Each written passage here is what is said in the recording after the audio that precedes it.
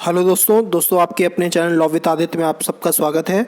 दोस्तों ये चैनल हमारे प्रमुख चैनल क्लासरूम विद आदित्य का ये सहयोगी चैनल है। जैसा कि आप लोग जानते हैं क्लासरूम विद आदित्य जीएस से संबंधित चैनल है, आप लोग वहां पे जाके देख सकते हैं। दोस्तों इस चैनल का निर्माण लॉ स्टूडेंट्स के लिए किया गया है, उन्हें अच्छा कंटेंट प्रोवाइड कराने के लिए किया गया है, जो कि एचजीएस परीक्षा, पीसीएसजे परीक्षा, एपीओ परीक्षा, पुलिस आदि के लिए लाभकारी सिद्ध होगा। इसके साथ साथ में आप लोगों के लिए ये चैनल अत्यंत उपयोगी सिद्ध हो, इसमें अच्छा कंटेंट उपलब्ध हो, ये हमारी कोशिश रहेगी। इसके साथ में दोस्तों इस चैनल में जो वीडियो स्टार्ट कर रहे हैं वो वीडियो हमारा पहला वीडियो है ये, और इसके साथ में ये जो वीडियो है उसमें हिंदू लॉ से संबंधित प्रमुख पॉइंट को रेस किया गया है, जो कि परीक्षा के उपयोगी बहुत महत्वपूर्ण है, वन लाइनर के रूप में है। तो आशा है आप सबके लिए ये उपयोगी सिद्ध होगा ये वीडियो, विभिन्न परीक्षाओं के लिए, विशेष रूप से जो जे की तैयारी करते हैं, एचजीएस की या पीसीएसजे की तैयारी करते हैं, उनके लिए उपयोगी सिद्ध होगा।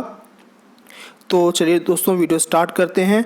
और दोस्तों आपसे एक रिक्वेस्ट है, अगर आपने हमारे चैनल को अब तक लाइक, सब्सक्राइब और शेयर नहीं किया तो ऐसा ज़रूर करें, और राइट साइड का बेल आइकन जरूर प्रेस करें ताकि नए वीडियो अपलोड होने पे आपको नोटिफिकेशन मिलता रहे। ठीक है, तो दोस्तों ये पॉइंट वाइज वीडियो है, तो चलिए दोस्तों वीडियो स्टार्ट करते हैं। देखिए दोस्तों इसमें पहला पॉइंट है कि हिंदू दत्तक व भरण पोषण अधिनियम 1956 के अधीन माता अपने पुत्र के परिवार के साथ रहने की हकदार है। तो जो हिंदू दत्तक और भरण पोषण अधिनियम 1956 है, उसके अधीन जो माँ है वो अपने बेटे के परिवार के साथ में रहने की कानूनी हकदार है। ठीक, याद रखिएगा। अगला पॉइंट दोस्तों इसमें क्या है, अगला पॉइंट है हिंदू विवाह अधिनियम 1955 में विवाह की पद्धतियाँ कितनी बताई गई हैं? 8 पद्धतियाँ बताई गई हैं। ठीक, याद रखिएगा, 8 पद्धतियाँ बताई गई हैं। अगला पॉइंट दोस्तों इसमें विवाह पद्धतियों में 4 मान्य व कितनी अमान्य पद्धतियाँ हैं? तो जो 8 पद्धतियाँ बताई गई हैं उसमें से 4 मान्य हैं और 4 अमान्य हैं। ठीक, याद रखिएगा।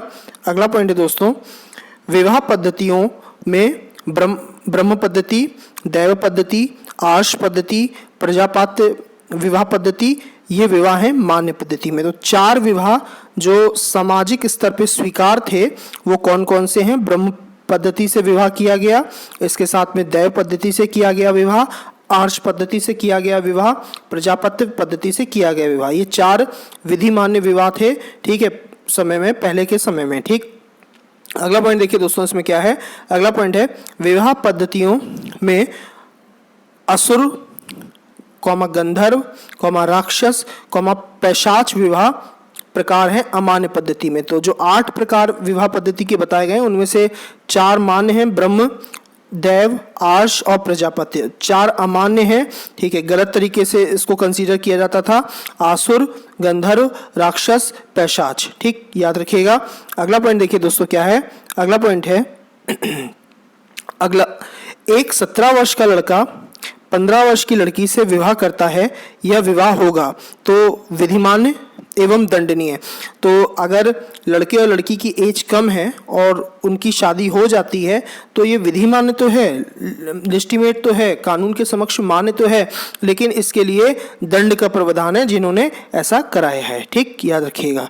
अगला पॉइंट देखिए दोस्तों इसमें क्या है, जिस वाद में यह निर्धारित किया गया है कि ऐसे 2 व्यक्तियों के बीच का विवाह जो निर्धारित आयु से कम है शून्य नहीं होगा, यानी कि विधिमान्य होगा लेकिन दंडनीय होगा। ठीक है, तो ये 2 केसेस हैं। पहला जो केस है वो श्रीमती नौमी वर्सेस नरोत्तम का है, और दूसरा जो केस है वो मोहिंदर कौर वर्सेस मेजर सिंह का है। ठीक है, तो इसमें निर्धारित यह किया गया है कि अगर कम एज में शादी हो जाती है तो वो विधिमान्य तो है लेकिन आपका दंडनीय अपराध है। ठीक, याद रखिएगा, उसके लिए दंड का प्रावधान है। तो ये 2 केसेस याद रखिएगा, बहुत इंपॉर्टेंट केसेस हैं।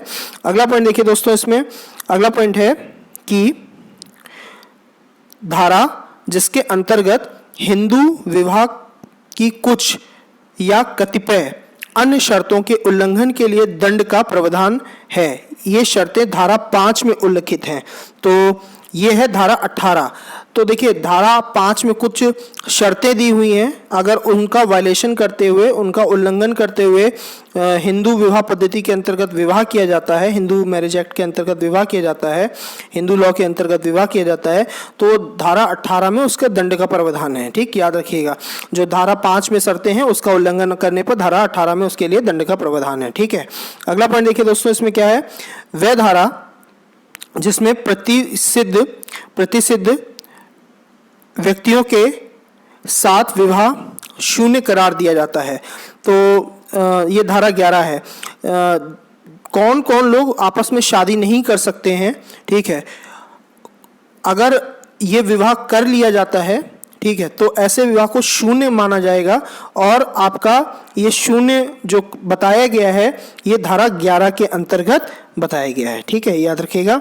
अगला पॉइंट है दोस्तों, हिंदू दत्तक एवं भरण पोषण अधिनियम 1956 के अंतर्गत अगर कोई हिंदू पुरुष अपनी पत्नी की सम्मति के बिना किसी दत्तक को गोद लेता है तो यह दत्तक ग्रहण होगा शून्य। ठीक, तो इसका मतलब ये हुआ कि अगर पति और पत्नी में से पति हिंदू दत्तक एवं भरण पोषण अधिनियम, एक तो ये एक्ट का सन याद रखिएगा 1956 के अंतर्गत अगर कोई पुरुष अपनी पत्नी की सहमति के बिना अगर किसी बच्चे को गोद ले लेता है तो वो जो ग्रहण होगा दत्तक का, बच्चे का गोद लेना होगा, उसको शून्य माना जाएगा, उसको कोई कानूनी अधिकार नहीं मिलेगा। क्यों? क्योंकि मुख्य रूप से देखा जाता है बच्चों के पालने में भारत जैसे देश में स्त्री की बहुत महत्वपूर्ण भूमिका होती है। ठीक है, माँ के रूप में। इस कारण से पिता शायद उतने बेहतर तरीके से देखभाल ना कर सके जितनी माँ कर सकती है, तो इस कारण से इस तरीके से पद्धति को व्यवहारिक तौर पे इसको कानून के रूप में शून्य माना गया है। ठीक है, तो माँ का भी कंसेंसस आवश्यक है।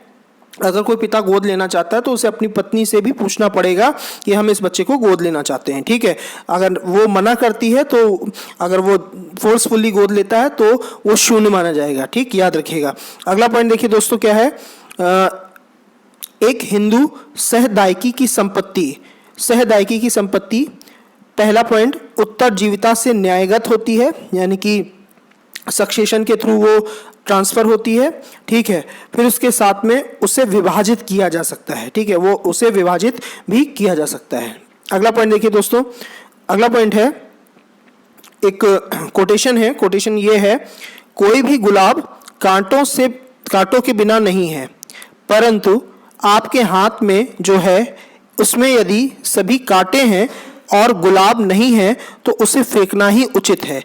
यह कथन संबंधित है, तो यह कथन संबंधित है पारस्परिक सहमति द्वारा विवाह विच्छेद से, यानी कि सेल्फ कंसेंसस से आपका तलाक ले लेना, एक दूसरे से अलग हो जाना। ठीक है, तो अगर नहीं बन रही है पति और पत्नी के बीच में तो वो आपसी सहमति से पृथक हो सकते हैं, तलाक के माध्यम से पृथक हो सकते हैं।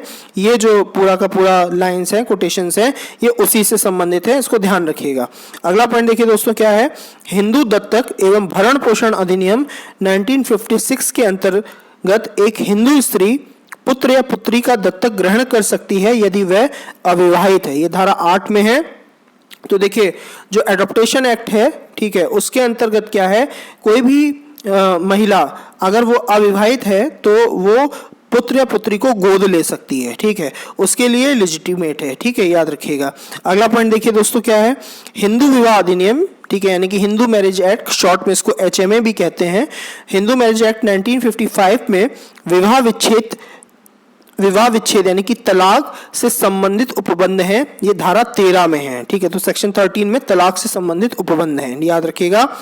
अगला पॉइंट देखिए दोस्तों क्या है, हिंदू विवाह अधिनियम 1955 में दाम्पत्य अधिकारों के प्रतिस्थापना या पुनर्स्थापना का उपबंध किस धारा में किया गया है, तो धारा 9 है। ठीक है, तो ये धारा 9 में आपका प्रतिस्थापना या पुनर्स्थापना का प्रबंध किया गया। अगला पॉइंट देखिए दोस्तों क्या है, हिंदू विवाह अधिनियम 1955 की धारा 2 ख के अनुसार हिंदू शब्द ऐसे व्यक्तियों के लिए लागू होता है जो हैं जैन, बौद्ध, सिख। ठीक है, तो जैन और बौद्ध और सिख को भी जो है वो आपका हिंदुओं के अंतर्गत रखा गया, हिंदू लॉ के अंतर्गत रखा गया है।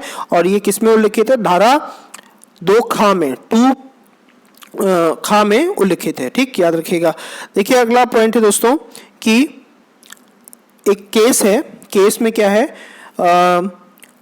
आ अपने बड़े भाई की विधवा बा से विवाह करता है, तो यह विवाह होगा शून्य। ठीक है, तो सेक्शन 5 याद रखिएगा हिंदू मैरिज एक्ट का। ठीक है, और वो विवाह शून्य घोषित होगा, और सेक्शन 11 याद रखिएगा। ठीक है, तो ये चीज इसके अंतर्गत है, तो उसी से संबंधित ये केस दिया हुआ है। अगला पॉइंट देखिए दोस्तों, इसमें क्या है, हिंदू विवाह अधिनियम 1955 के अंतर्गत प्रतिसिद्ध नातेदारी में व्यक्तियों का विवाह शून्य होगा। ठीक है, तो शून्य घोषित होगा, यानी कि जिन जिन नातेदारियों में विवाह को वर्जित बताया गया है कानून में, ठीक है, हिंदू मैरिज एक्ट में, अगर उनमें आपस में विवाह होता है तो उसे शून्य घोषित किया जाएगा, वो शून्य होगा। ठीक, याद रखिएगा। तो दोस्तों इस वीडियो में इतना ही। ठीक है, नेक्स्ट वीडियो में फिर से मिलते हैं। आपको हमारा ये वीडियो कैसा लगा, ठीक, इसको बताइएगा कमेंट करके, और आशा है आप लोगों के लिए लाभकारी होगा। तो नेक्स्ट वीडियो में मिलते हैं, तब तक हमारे चैनल को देखते रहिएगा, लाइक, सब्सक्राइब और शेयर करना ना भूलिएगा। Thank you.